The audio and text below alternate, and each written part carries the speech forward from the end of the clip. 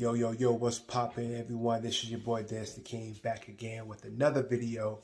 And today, as you can more than likely see in the title, I'm going to discuss how by not having casual sex can really, in my opinion, improve your life. I mean, all around, physically, mentally, spiritually, like all around. I know there's probably people who will disagree with that, and that's fine.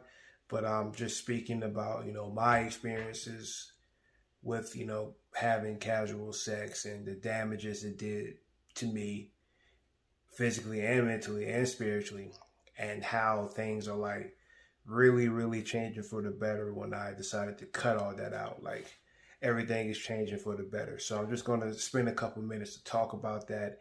And, if this resonates with you, if this helps you, please leave me a like and comment below. And also consider subscribing and check out my other videos on my channel as well. So yeah, I'm only going to spend a few minutes talking about it, and let's go ahead and start. So I want to give a disclaimer first. This is just how I feel, how I'm doing with this, this journey with, actually it's a semen retention journey, but staying away, from casual sex is really, really the topic that I want to discuss, because, man, I used to like really indulge in it, unfortunately, like a whole lot in my past. And a lot of that is because I was exposed to pornography, like really, really at a really, really young age. And it messed me up. Like it really, really like messed me up. And I will be 34 in September, and it's like I'm really just now sort of getting it under control. Now I went long periods without looking at any porn or anything, but it seemed that every once in a while I would just click back to it. And a lot of that has to do with just how accessible, pornography is. You can just search it and boom, it's there, especially on a smart device, and how, the internet is these days. But yeah, I was exposed to porn at a really young age, and it just damaged me. And it just, I believe like it just opened me up to a lustful spirit. And that spirit was just with me for a while. I believe that spirit is gone now, thank God. I'm coming up on 100 days of over 100 days of no porn, but 100 days Saturday of no semen retention, like no masturbation, no sex or anything like that, man. I just thank God that I made it that far, but and I know it's not going to be easy for everyone just to off the bat making 100 days, because it didn't work for me. Like I failed many times at this, many times, and you may fail too, like a whole lot. But you just have to just keep praying and ask God to give you the power to overcome, man. He did it for me, so he will definitely do it for you. So just ask God to grace you with the strength, and he will help you day by day like he did with me.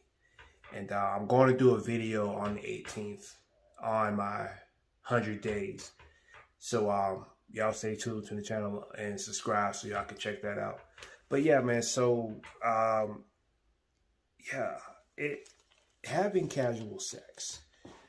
When I was in college, casual sex was like a norm, at least around some people that I hung around. Even friends that I'm friends with now, they're not like that.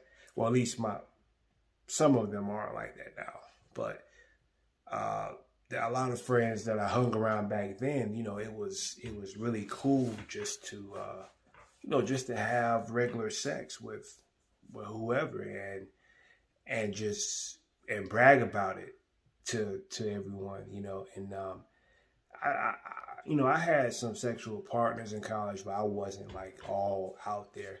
I had friends that were really, really really out there, and they were known for that, but it wasn't really looked down upon. I mean, it's really not looked down upon now, but I'm talking this is back like 2007, 2008, and it wasn't looked down upon then, uh, at least in my school, or not even just in my school, just in general, just in society. It was cool.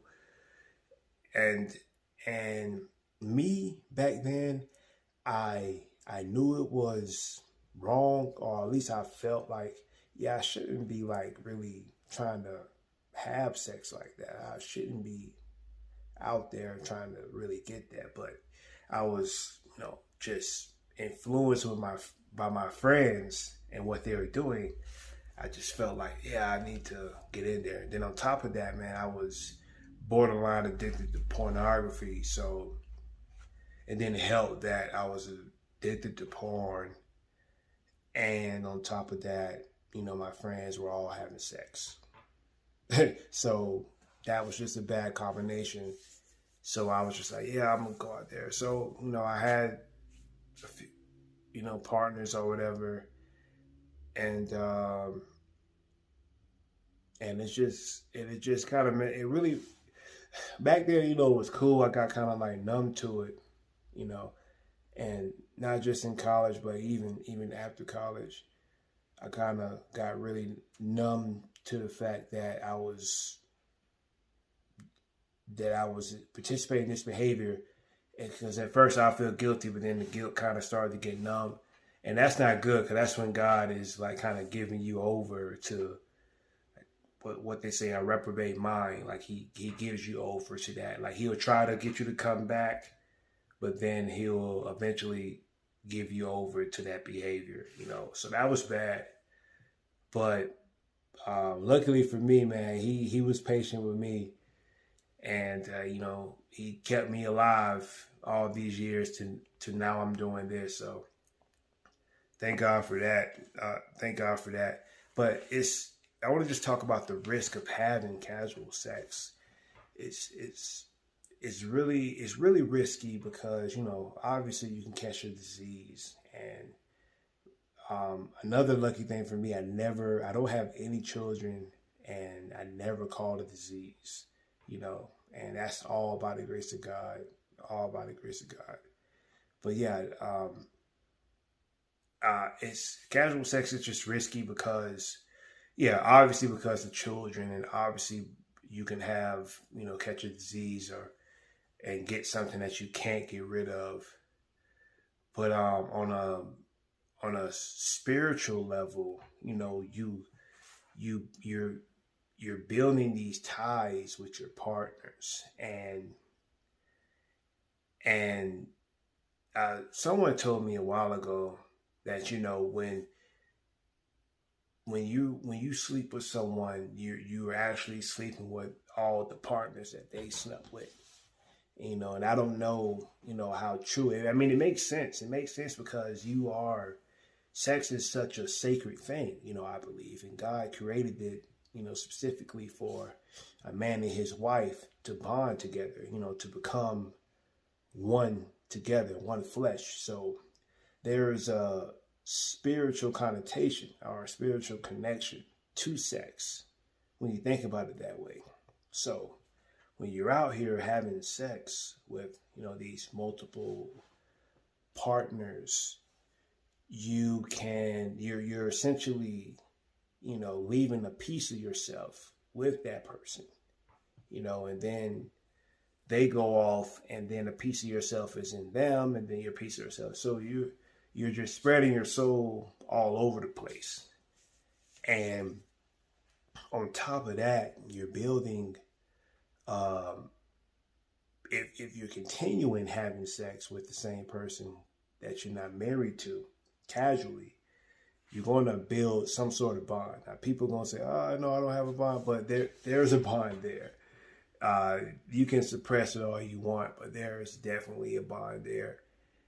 And you're going to, I think some people call it a soul tie or something like that. And yeah, and that's what happened with me, man. I had a few different girlfriends, and we would have sex. quite frequently, not all at the same time. I'm just saying, like, throughout different stages, I have, girlfriends that I live with, and, and the sex, of course the sex is great, it's wonderful, but the drawback is that it blinds you to the, it can blind you and cloud your thoughts to make rational decisions when it comes to these, relationships that you're in. And I would, build these strong ties with these women that I was with, and I would stay with them, longer than probably what we should have been together, but because of the sex, that just made it all drag out longer than what it should have been, and thank God I didn't get anyone pregnant, because if I did, that's just basically almost or essentially a permanent connection with that person that I'm not even married to, so it's just a bunch of risk with casual sex, in my opinion.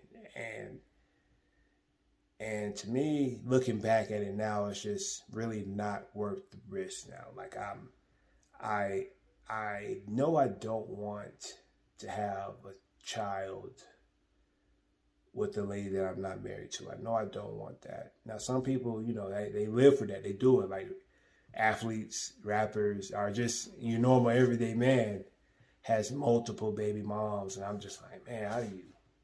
I just know I wouldn't want to do that with me. And to me, if that's what you like, I'm just like, man, I mean, how are you able to, if you got like 3 or 4 baby moms and your children are all over the place and you care about your children, it just seems like that's just making it way more difficult to spend time collectively with your kids. It just seems like it's just a big hassle to do, versus if you have one lady that you have all your kids with and y'all all under the same roof, you can spend time with your lady and with your kids at the same time, and not, play co-parent and whatever. And I'm not trying to disrespect anyone who's a co-parent out there. I'm not trying to do that. But I'm just saying, like, within the realms of a marriage, it seems like things will be a little bit easier. And that's not to say marriage is easy, because it's definitely not. Marriage is work. But man, either way is work. Either way, it just seems like to me, multiple baby moms or multiple baby fathers, that's more work than actually dealing with one man.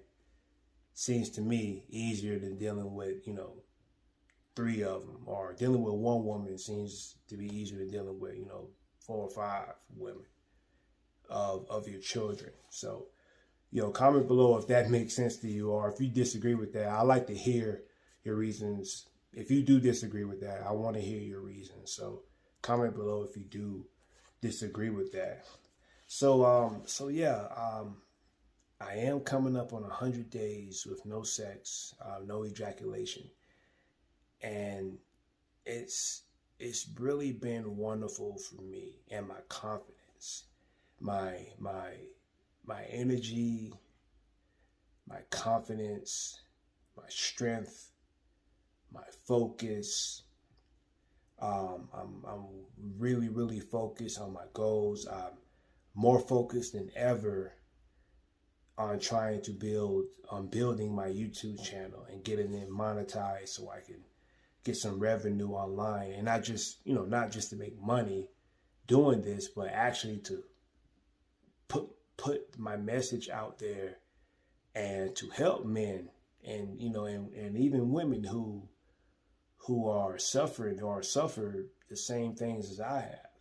You understand? And it's a journey for me. So it's a way for me to, connect with people from all over the world, which is what I'm currently doing,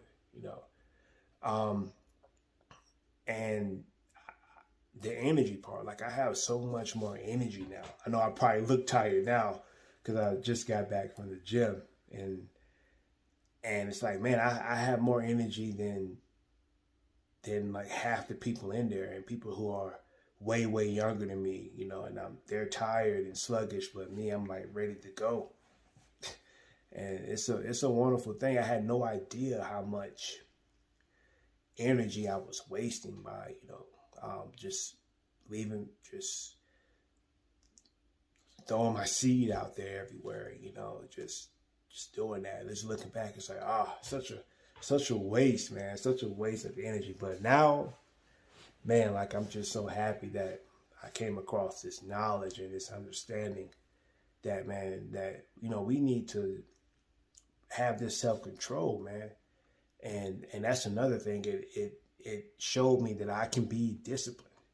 I always, well, for the past like 3 or 4 years, I've been disciplined with going to the gym and training in Brazilian Jiu-Jitsu and CrossFit and things like that.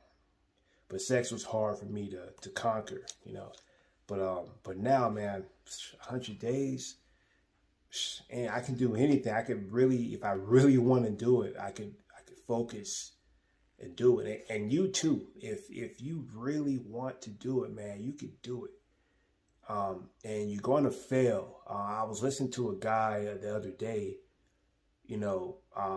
says that he hates when YouTubers come on and talk about semen retention. And he hates when they say, oh, you got to make it to 90 days, the 90-day challenge or whatever. Because he believes that, that's just going to discourage someone from trying after they fail at the beginning. And I sort of get his point. He used an analogy. He said, I can't remember his name now, but he said, it's like someone just showing up to the gym and you asking him to bench press 225 and he ain't never did that in his life, and you just ask him to bench press 225. Like, he's not going to do that.